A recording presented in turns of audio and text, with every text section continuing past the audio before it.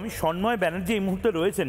সন্ময় ব্যানার্জির সাথে আমি আগেও এই জবাব চায় বাংলাতে এটা নিয়ে কথা বলেছিলাম বলে সন্ময়দার কাছে প্রথমে যাচ্ছি। সন্ময়দা, মুর্শিদাবাদ মালদায় যেভাবে ডাইনামিক্স বদলাচ্ছে, মমতা বন্দ্যোপাধ্যায় বা তৃণমূল কংগ্রেস, আমার কাছে সূত্রের খবর আছে, আমি দায়িত্ব নিয়ে বলছি, তৃণমূল কংগ্রেসের বহু নেতা তারাও এখন কনফিডেন্টলি বলতে পারছেন না যে গোটা সংখ্যালঘু ভোট সেটা তৃণমূল কংগ্রেসের সঙ্গে থাকবে।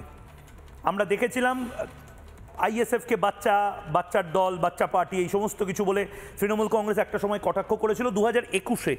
তারপরে আমরা নওশাদ সিদ্দিকির গ্রেপ্তারি দেখেছি, নওশাদ সিদ্দিকির আন্দোলন দেখেছি। অনেকে বলতেন নওশাদ সিদ্দিকি তৃণমূলের সাথে সেটিং করেছে, বিজেপির সাথে সেটিং করেছে, যাই করুক না কেন খবরে থেকেছে। নওশাদ সিদ্দিকি নিজের একটা ভোট ব্যাংক তৈরি করতে পেরেছেন। এসআইআর-এর পরে সন্ময়দা আমরা দেখেছি নওশাদ সিদ্দিকি পাড়ায় পাড়ায় যেভাবে রাত জেগে এসআইআর-এর ফর্ম ফিল আপ করে একটা 1-to-1 কমিউনিকেশন মডেল তৈরি করেছেন। তার পাশাপাশি আসাদুদ্দিন ওয়েসি, হ্যাঁ বহিরাগত, কিন্তু সত্যিই কি সংখ্যালঘুদের কাছে বহিরাগত বাঙালি দল এগুলো ম্যাটার করবে? যদি তারা বলে যে আমার নাম এই বলে খ্যাত হোক, আমি তোমাদেরই লোক। হুমায়ুন কবিরও তো সেই স্টাইল অফ পলিটিক্সটা করছেন, এবং এটা মুর্শিদাবাদ মালদা সহ এই গোটা যে ফারাক্কা লাগোয়া যে এলাকাগুলো রয়েছে তার জন্য সবচেয়ে বড় মাথা ব্যথার কারণ হতে চলেছে। ডাইনামিক্স বদলে যাবে।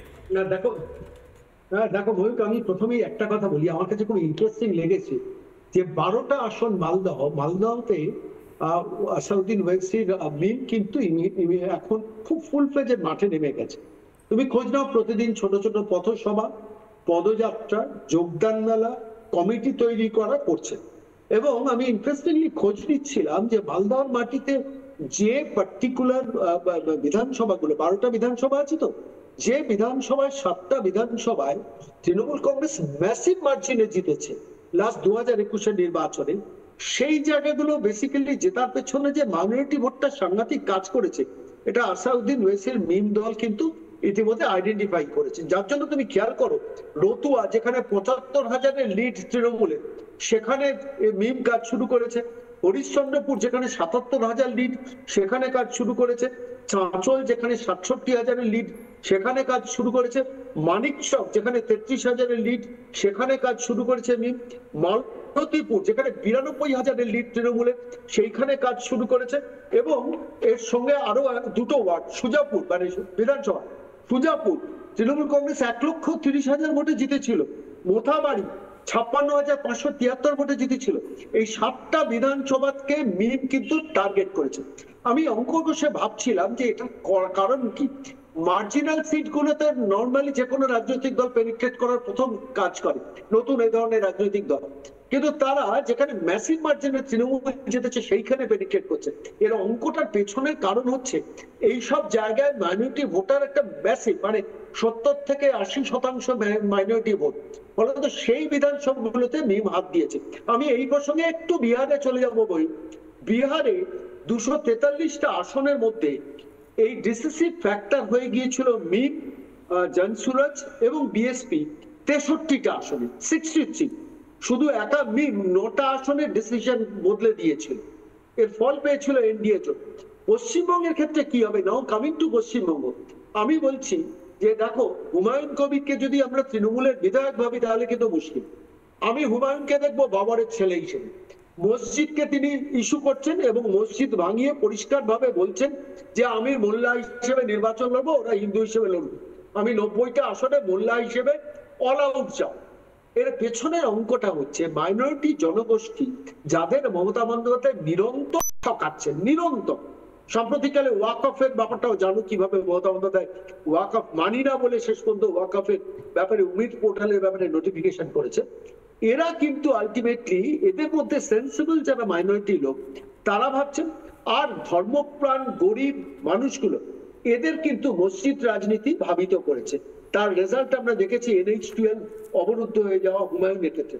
এখন কামিং টু জোট পলিটিক্স, থার্ড ফ্রন্ট, আমি শুধু এইটা বলে শেষ করবো। দেখো, বিহারের মাটিতে থার্ড ফ্রন্ট সব মিলিয়ে 63টা আসনে ডিসিসিভ ফ্যাক্টর হয়েছিল। পশ্চিমবঙ্গের মাটিতে হুমায়ুন, ওয়েসি এবং তার সঙ্গে নওশাদ সিদ্দিকী কতটা ইম্প্যাক্ট ফেলবে পরবর্তীকালে সেটা নির্ভর করবে। কিন্তু এই মুহূর্তে দাঁড়িয়ে পরিস্থিতিটা যেদিকে মুর্শিদাবাদ এবং মালদা এর সঙ্গে যদি কংগ্রেস যুক্ত হয়ে যায় এদের সঙ্গে যদি বামেরা যুক্ত হয়ে যায়, সেই সিদ্ধান্তটা কিন্তু অন্যরকম হয়ে যেতে পারে। যদিও এটা ফ্যাক্ট, আমি ব্যক্তিগতভাবে বিশ্বাস করি হুমায়ুন কবিরকে নামিয়েছেন মমতা বন্দ্যোপাধ্যায় বাবরি মসজিদের ব্যাপারে। 12ই ডিসেম্বর 2024 প্রথম হুমায়ুন কবির বলেছেন আমি মসজিদ তৈরি করব, আর তাকে চৌঠা ডিসেম্বর, মানে আমি প্রায় এক বছরের সামান্য কিছু কম তারিখ অপেক্ষা করতে হলো যে মমতা বন্দ্যোপাধ্যায় ববি হাকিমকে দিয়ে তাকে সাসপেন্ড করলেন, বহিষ্কার করলেন না। তার মানে হচ্ছে এই বাবরি মসজিদের শিলান্যাসের পেছনে মমতা বন্দ্যোপাধ্যায়ের অলআউট সাপোর্ট ছিল, যার জন্য পুলিশ প্রশাসন সবাই মিলে সাপোর্ট দিয়েছেন। আজকে তিনি বুঝতে পারছেন বোধহয় বিষয়টা আমার গ্রিপের বাইরে চলে যাচ্ছে। শর্মাদা, অধীর চৌধুরী খুব ইন্টারেস্টিং একটা পয়েন্ট বলছেন। অধীর চৌধুরী কি বলছেন একবার শুনবো এবং তারপর রাজশ্রীর কাছে যাব। অধীর চৌধুরী এই হুমায়ুন কবির নিয়ে কি বলছেন শুনি। কোথায় ওয়াইসি কে আমরা ভোট কাটুয়া বলে জানি, আসাউদ্দিন ওয়াইসি কে আমরা ভোট কাটুয়া এবং বিজেপির দালাল বলে জানি। এর বেশি তার কাছে আমাদের কাছে তার কোনো পরিচয় নাই। সে কি বলছে না বলছে, এত মহাপুরুষদের নিয়ে তো আমি অধ্যয়ন করতে পারিনি। নানা ধরনের কন্টেন্ট দেখার জন্য লাইক করুন, শেয়ার করুন আমাদের ফেসবুক পেজ, সাবস্ক্রাইব করুন আমাদের ইউটিউব চ্যানেল। পাশাপাশি অন্যান্য ব্রেকিং নিউজের জন্য অবশ্যই চোখ রাখুন রিপাবলিক বাংলায়।